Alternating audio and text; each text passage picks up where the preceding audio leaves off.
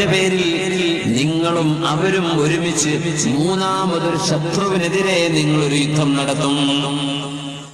ആ ശത്രു ആരാണെന്ന് നമുക്കറിയില്ല.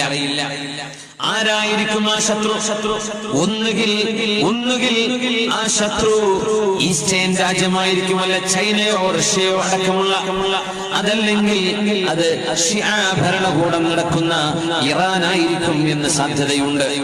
കാരണം ഷിആ ഭൂരിപക്ഷ പ്രദേശങ്ങളിൽ നിന്നാണ് മുസ്ലിം ലോകത്തിന്റെ മെജോറിറ്റിക്കെതിരെ സമാധാനത്തിന് ഭീഷണി ഉണ്ടാകുന്നത്. ഇന്നതിന്റെ ചുവകൾ കെട്ടു തുടങ്ങുന്നുണ്ട്.